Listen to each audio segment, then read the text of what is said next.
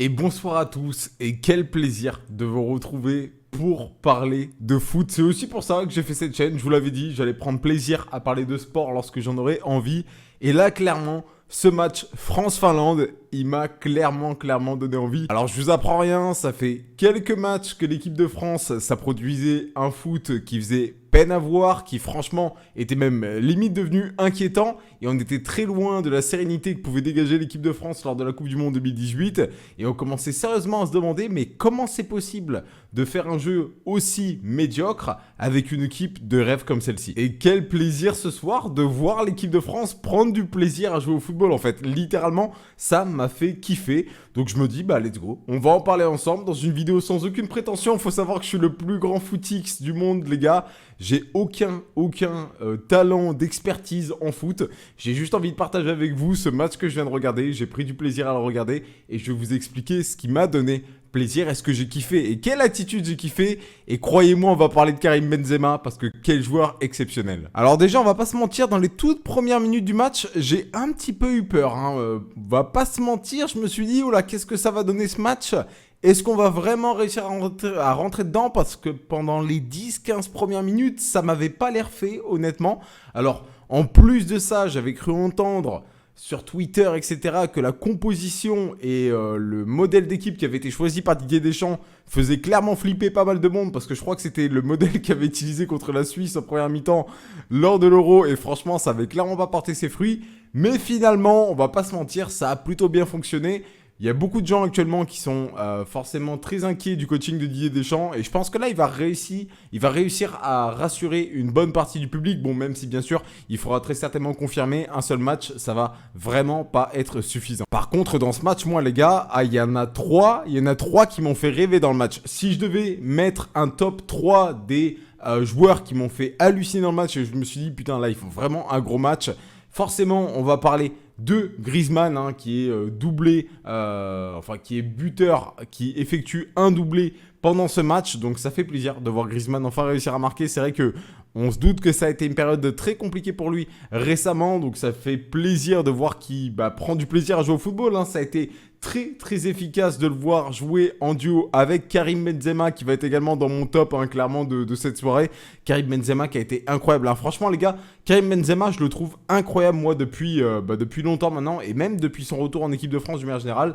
Il fait pas tout le temps des matchs forcément exceptionnels mais je le vois rarement faire des vrais mauvais matchs en fait. Je trouve qu'il fait tout le temps des matchs où il fait au minimum son taf ou même bien plus. En fait, il y a un truc que je trouve hallucinant avec Karim Benzema et je trouve ça fascinant, c'est à quel point il a le sens du jeu vers le but adverse et à quel point il va pouvoir transformer une occasion qui pourrait partir d'une banalité quelconque en occasion très décisive et très dangereuse pour l'adversaire et également transformer une occasion qui est déjà dangereuse en une occasion qui va mener à un but en fait. Littéralement, je trouve qu'il a un sens, qui devrait mener à un but parce que des fois, et c'est même souvent le cas, c'est pas lui qui va être à la conclusion, mais lui il fait tout le temps, enfin pas tout le temps, mais très souvent, je trouve qu'il fait vraiment le mouvement parfait en fait.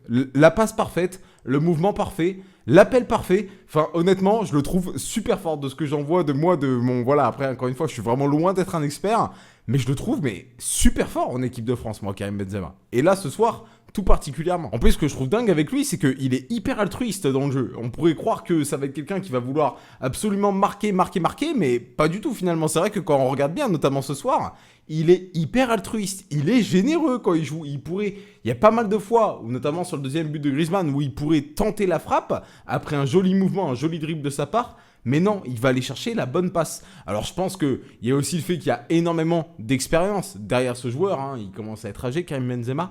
Mais je trouve ça quand même assez incroyable. Et je trouve ça franchement beau en fait. Notamment pour son retour en équipe de France.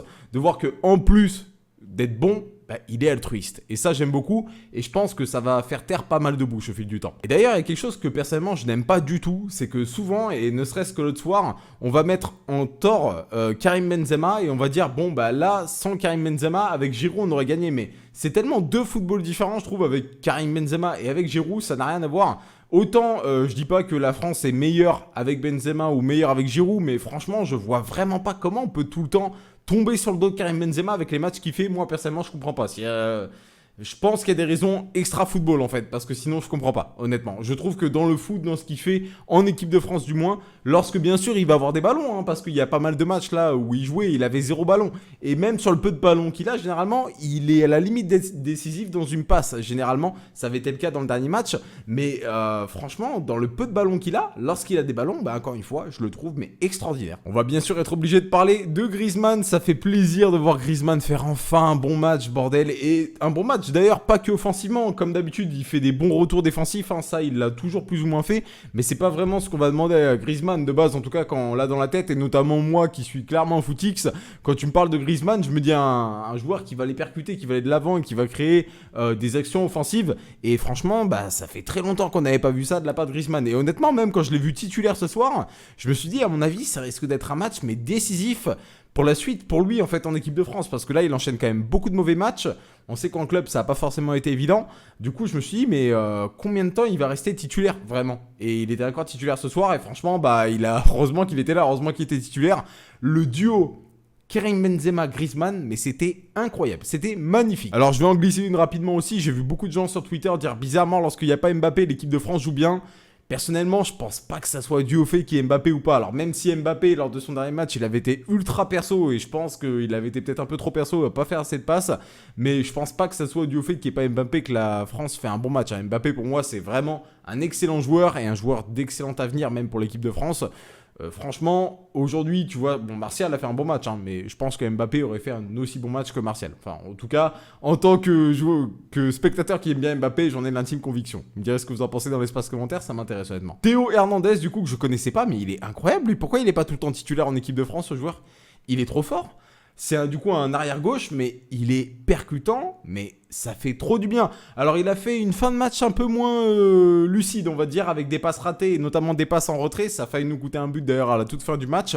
Bon, je pense qu'on peut aussi lui excuser ça, vu comment il a cavalé dans le match, on peut comprendre qu'à la fin, il soit peut-être un petit peu fatigué, mais sur les 70 premières minutes, c'est incroyable ce qu'il fait, hein. Franchement, j'ai trop adoré sa performance. Du coup, c'était son premier match en équipe de France, d'où le fait que moi, personnellement, je le connaissais pas, et je l'ai trouvé, mais absolument incroyable. Je pense et j'espère qu'il sera titulaire pour les prochains matchs, parce que si là, il n'est pas titulaire en équipe de France, après ce qu'il vient de faire aujourd'hui, surtout qu'au niveau des latérales gauche, ça peut être plus ou moins compliqué. Bon, on a des bons latérales gauche, mais là c'est clairement celui qui a été le plus décisif aujourd'hui parmi tout ce qu'on a vu dans les derniers matchs. J'espère le revoir en équipe de France très prochainement. Honnêtement, moi il m'a grave convaincu, grave percutant, et ça matchait très bien du coup dans l'animation offensive avec Griezmann, Benzema. Après au niveau du match, j'ai pas spécialement vu de joueurs qui m'ont énormément déplu. Il y a peut-être Dubois en première mi-temps qui a été peut-être un peu, qui a loupé quelques trucs, mais en deuxième mi-temps il s'est bien rattrapé. Honnêtement, j'ai trouvé que l'équipe de France a fait un bon match, et ça fait juste plaisir de voir les Bleus bien jouer honnêtement comme ça.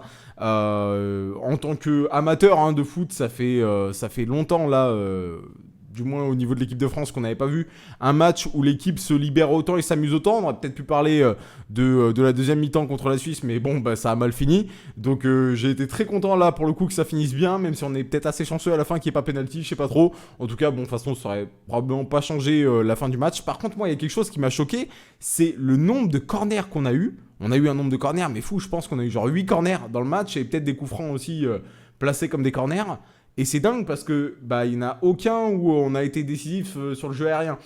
C'est dommage quand même qu'on n'ait pas peut-être plus de réussite à ce niveau-là, parce que quand tu vois le nombre de coups de pied arrêtés et qu'il n'y ait rien qui rentre, en tout cas sur ce match-là, c'est dommage. Après, bon, ça c'était le gros apport notamment de Giroud dans l'équipe de France.